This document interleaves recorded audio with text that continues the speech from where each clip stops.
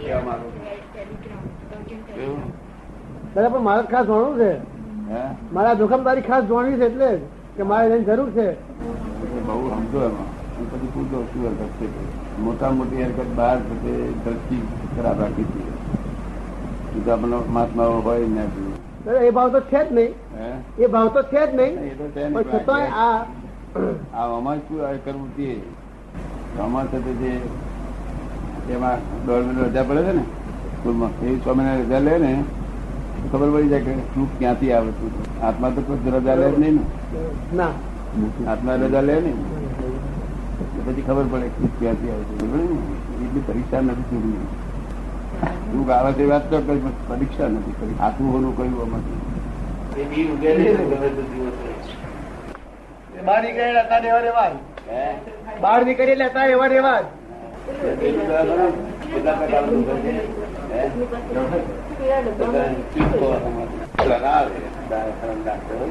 Doctor નું શું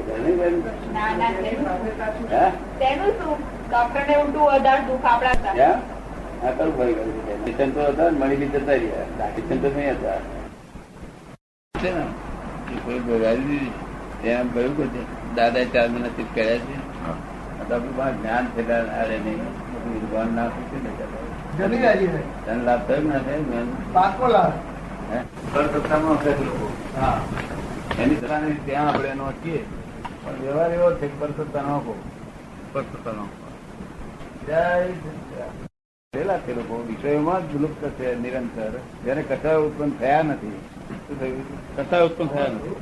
કથાઓ હજુ બાળ વયમાં છે, તો જ્યાં કથાઓ હજુ એનું ફળ આપતા નથી બરોબર. ત્યાં છે કે આ એમનું અવેરનેસ ને એ કહે છે કે આ બધું ખાવ પીવો પણ જાગ્રત રહો. જાગ્રત રહો, જાગૃતિ પૂર્વક કરો. એટલું જ કહેવા માંગે છે, બીજું કહેવા માંગતા શબ્દો બહુ ઊંચા થાય રહ્યો. તમે અક્રમ જ્ઞાન પામ્યા જ નથી. 5 આજ્ઞામાં રહેવાનો પ્રયત્ન કરો છો. હવે 5 આજ્ઞામાં રહેવાનો પ્રયત્ન કરો છો ત્યાં સુધી તમે અક્રમને પામ્યા જ નથી, તમે આત્માને પામ્યા જ નથી અને ક્રમમાં પડી ગયા છો. બધા મજબૂત કરી જાય ને મારું એક તો હાથ એક મહાત્મા હાથે એટલે ઊંધું થાય. પોતાને પછી સમજાય પછી બે માણસ સમજાય એ બધું ખોટું. પછી મારી જોડે પાસે નિષ્કટ ચર્ચા કરી જાય. હા તો વિવેક વિને બધું ભૂલી જાય, એનો દુરુપયોગ થઈ જાય તો એમને સમજણ નહીં રહેતી. આ અક્રમ એટલે શું કે અક્રમ કોઈ દાડો નિશ્ચય એટલો ના હોય. હા, વ્યવહાર સાથે નિશ્ચય, વ્યવહાર સાથે નિશ્ચય હોય. એટલે આ પાંચ જે આજ્ઞા છે ને વ્યવહાર, શુદ્ધ વ્યવહાર, શુદ્ધ વ્યવહાર અને શુદ્ધ નિશ્ચય. નિશ્ચય કોઈ દાડો એકલો હોય નહીં. બરોબર ને? અક્રમ ક્યારે કહેવાય કે એમાં વ્યવહાર નિશ્ચય બંને હોય. રમી એટલે કરવા પણ કરવા પડે, સ્ટેપ બાય સ્ટેપ ચડવાનું, કરવાનું, છોડવાનું, બધું કરતા કરતા જવાનું. એને કમી અહીં એવું તેવું નહીં ના. એટલે અક્રમમાં વ્યવહાર નિશ્ચય બંને હોય. અને વ્યવહાર પણ કેવો સુંદર હોય છે. વ્યવહાર ભેગડી ખુશ થઈ જાય. હવે દાદા ચિત્ત અને ચિદ, ચિદ અને ચિત્ત એ બે શબ્દોમાં કેટલો ફેર છે? ચિત્ત છે ને એ જ ચિત્ત છે. શું કહ્યું? હા, ચિત્ત છે, ચિત્ત છે લખે છે ને એ જ ચિત્ત છે. હા, શુદ્ધ ચિત્ત રૂપ જે શબ્દ લખેલો હોય છે ને એ જ ચિત્ત આમાં પાછું આમાં એ ચિત્ત ગણાય છે. આપડા લોકો એને ચિત્ત કહે છે. એ ચિત્ત એટલે શું? અજ્ઞાન દર્શન. હા, અજ્ઞાન દર્શન, અજ્ઞાન જ્ઞાન, હા, અજ્ઞાન સદર્શન, અજ્ઞાન અદર્શન, અદર્શન, જ્ઞાને વિરુદ્ધ, હા, વિરુદ્ધ જ્ઞાન, વિશેષ જ્ઞાન, હા, વિશેષ દર્શન, વિશેષ દર્શન, એને ચિત્ત કહે છે. હા, અને શુદ્ધ ચિત્ત થયું એ આત્મા કહેવાય. શુદ્ધ ચિત્ત હોય આત્મા. આ ચિત્ત મેલું જે અશુદ્ધ ચિત્ત છે એ સંસાર કહેવાય. એને અજ્ઞા કહીએ છીએ આપણે. હા, અને પેલું પ્રજ્ઞા શરૂઆત થઈ જાય. હા, જગત ચિત્ત ને સમજશે ને, ચિત્ત એટલે લોકો મન સમજે એને. એ તો જ્ઞાન દર્શન છે, જ્ઞાન દર્શન છે. હવે બુદ્ધિ અને ચિત્તમાં શું ફેર? બુદ્ધિ અને ચિત્તમાં એટલો ફેર છે કે બુદ્ધિ નવું જોઈ શકે નહીં. હા, જે છે નહીં, હા, જે તે આગળ એટલાને જ ડિસિઝન આપે. છે ત્યારે ડિસિઝન આપે. ડિસિઝન આપે. હા. અને ચિત્તનું ડિસિઝન ના હોય, ચિત્ત ભટકે તેના ભાઈ પાર જ ના આવે. માણસ બધું બગડી જાય બધું. હા. એનું ચિત્ત ઉગડી ગયું, ભટકેલ થઈ ગયું એટલે ખલાસ થઈ ગયું. ચિત્ત એટલે જ્ઞાન દર્શન ભટક્યું. હવે ચિત્ત ભટકે, અહંકાર બી ભરે તારે જ ભટકે ને. અહંકાર ભરે તારે ભટકે કે અહંકાર ભર્યા વગર ભટક્યા કરે. સ્વાભાવિક ભટકવાનું. હા. તો જ્યાં સુધી અશુદ્ધ છે ને ત્યાં સુધી ભટક જગત આખી ચિત્ત જ ભટકે છે ને. હા. એક જ મારું મનો આમ જાય છે તેમ જાય છે, પછી નહીં. ચિત્ત જ ભટક્યા કરે છે. ચિત્ત જ ભટકે ને ત્યાં આગળ જઈને પાછું ટેબલ ખુરશી બધું જોયા રહે. અને મન છે જોઈ ના શકે. મન જોઈ ના શકે. હા. અને આપણે બધું જ જોયા તો આગળ બધું પોતાનો ઓળખાણ વાળો બેઠો હોય તે બધું. પહેલી મનની સ્પૂર્ણા થાય પછી ચિત્ત ભટકવા મળે કે મનને લેવા દેવા નથી. હા. ચિત્તનો સ્વભાવ ભટકવાનો છે. હા. કે દાદા એમ કહ્યું છે કે બુદ્ધિ અને અહંકાર બેનું ડિસિઝન ભેગું હોય છે, જોઈન્ટ કામ કરતું હોય છે. અને જો એમાં મન ભરે તો મનનું કાર્ય થાય છે, અને ચિત્ત ભરે એમાં તો ચિત્તનું કાર્ય થાય છે. ચારમાંથી ત્રણ જે બધું થાય ને હા. હા. પાર્લામેન્ટરી પદ્ધતિ હોય છે. પાર્લામેન્ટરી પદ્ધતિ.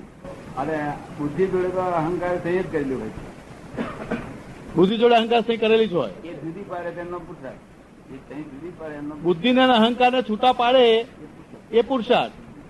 વ્યવહારિક પુરુષાર્થ. હા, વ્યવહારિક પુરુષાર્થ. હા, સમજી ગયો. અહંકાર છૂટા પાડે. અને ચિત્તો ભટકતું જ રહેવાનું બધાને ભટક્યા કરે. તમને ભટકે એમ શું કારણ કે શુદ્ધ કરેલું છે. શુદ્ધ કરેલું છે.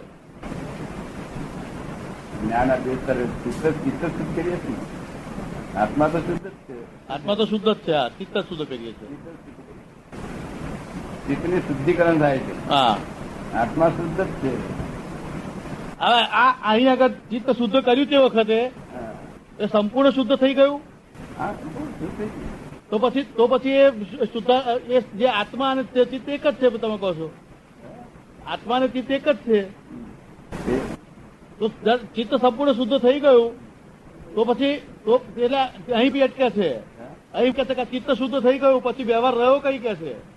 હા, પણ વ્યવહાર તો દેશ પોતાનો વ્યવહાર રહેશે ને. આ જ્ઞાન નથી ઉકલતી એમની. એ નહીં ઉકલે કારણ કે એ પછી આમના જેવું છે આરતી. હા. હવે એ આ વાત એમનું જે દર્શન છે ને તે બધું સાચી જાય છે. તમારા જે જ્ઞાનની વાત છે એ બત્રીના ઢાંચામાં ઢારી દીધી એમણે, અને એ રીતે હવે વાત કરે છે. હા. તમે કેટલા ઘરો હું ના કહું છું કે આ વસ્તુમાં હજુ સમજાત નથી એમ કહું છું. હા. તો પાછું ફરી પાછું એને લાવે.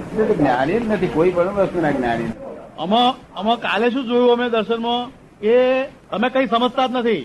સામે વ્યક્તિને ઠસાવવા માટે સતત પ્રયત્ન હોય એને પેલો ગ્રહણ કરશે કે નહીં ગ્રહણ કરે પ્રતિક્રમણ ઉપર તો એટલી બધી ચીડ છે. એમને કહ્યું છે કે તમારે પબ્લિક માં કશું બોલવું નહીં. આપણે એમને કહ્યું છે કે તમારે પબ્લિક માં કશું બોલવાનું નહીં. તમારી રીત જુદી છે, લોકોની રીત જુદી. એ એમ લે છે કે હું એટલો જ અક્રમ સમજુ છું અને તમે બધા ક્રમિક એ પછી ગમે તે નહીં. એ તો બરોબર છે. પ્રતિક્રમણ ઉપર તો એટલી બધી ચીડ. તમે પ્રતિક્રમણ કર્યું એટલે આત્મા નથી. પ્રતિક્રમણ કર્યું એટલે આત્મા ખોઈ નાખ્યો. આ ક્રમિક માર્ગ એવો છે કે આત્મા પ્રાપ્ત કર્યા પછી પ્રતિક્રમણ ના હોય. પ્રતિક્રમણ કર્યો તો આત્મા ખોઈ નાખ્યો. હા. અમે જે પ્રતિક્રમણ છે તે અમે રીતે નથી કરતા. તમે આજ્ઞા પ્રમાણે કરીએ છીએ. બરાબર છે, આજ્ઞાપૂર્વક એમ નથી.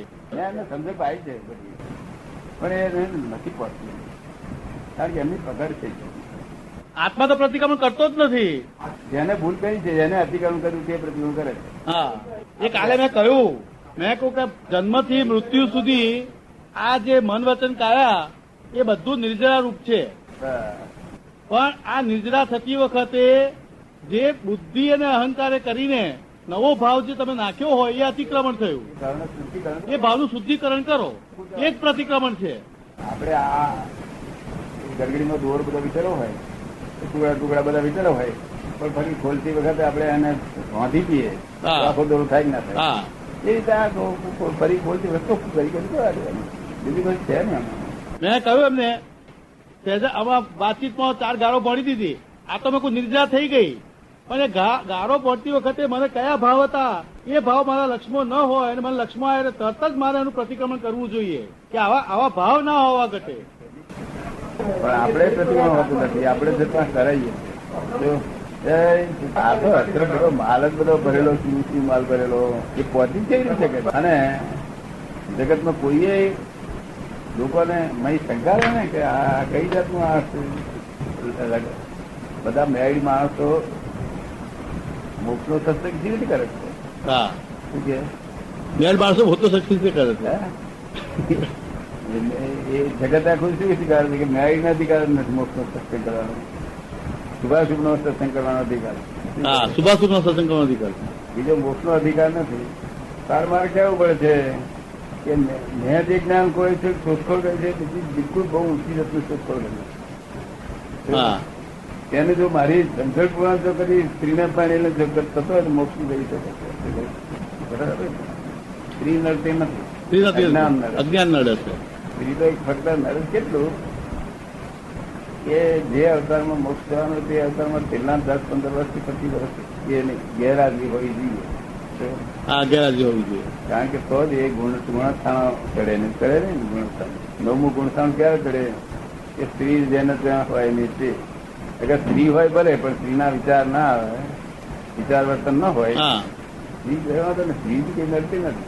વિચાર વર્તન ના હોય એ 9મું ગુણસ્થાન ચડી 10માં આવે.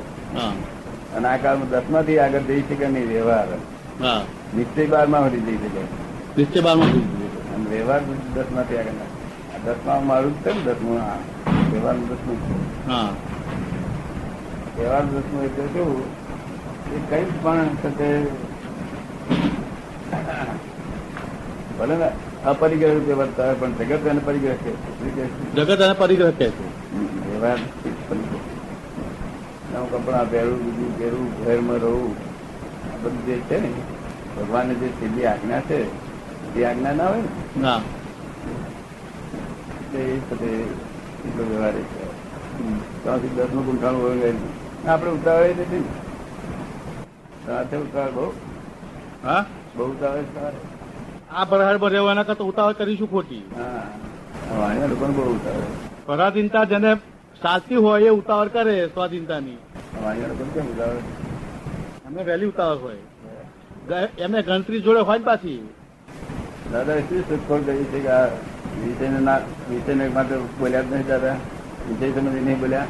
ભણેલા મોક્ષની જ્ઞાન આપે છે. હા, શું શોધખોળ કરી? દાદાએ કહ્યું એક દાડો કે આત્માએ અનાદિ અનંત કોઈ દિવસ વિષય ભોગવ્યો જ નથી, ભોગવે નહીં.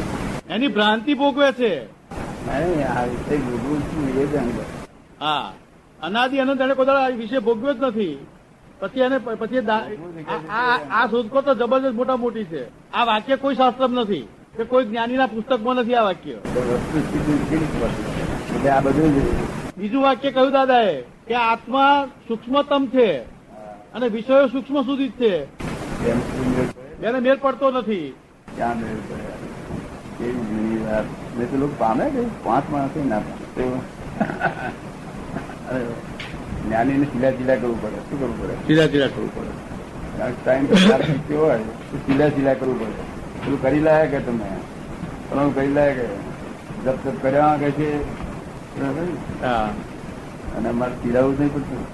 એ પાછા પડેલા બધા લઘુત્તમ એ તો આપણું કેન્દ્ર છે. હા,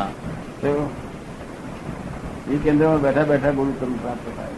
કેટલાક મને પૂછવા આવે લઘુત્તમ શું આપ્યું, શું આપ્યું, શું આપ્યું? શું આપ્યું એમાં? એ વસ્તુ જુદી જ છે. એ આપવા લેવાનું તો આપણે નવીન થી આવીએ ને બધું તદ્દન નવીન એ રીત નવીન વાણી પામી ગયો છે. ખરા જ આગળ પાસ થાય કે હવે નાના નાના માણસની પણ વાત સાંભળવાની ધીરજ ઉત્પન્ન થઈ છે. નાનો માણસ છે જ નહીં. ના એટલે આજે ઘરનો છો જ્ઞાન ના લીધું હોય પણ એની વાતે સાંભળવાની ધીરજ ઉભી થઈ. જ્ઞાનીઓ કરે ધીરજ રાખીને સાંભળીએ પણ જેને જ્ઞાન નથી લીધું એની પણ ધીરજ રાખીને સાંભળવાની એ થઈ કે ભાઈ આમાં શું આપણને શું કામનું છે. કેવો બોલ્યો? હા, હલા હલા કરે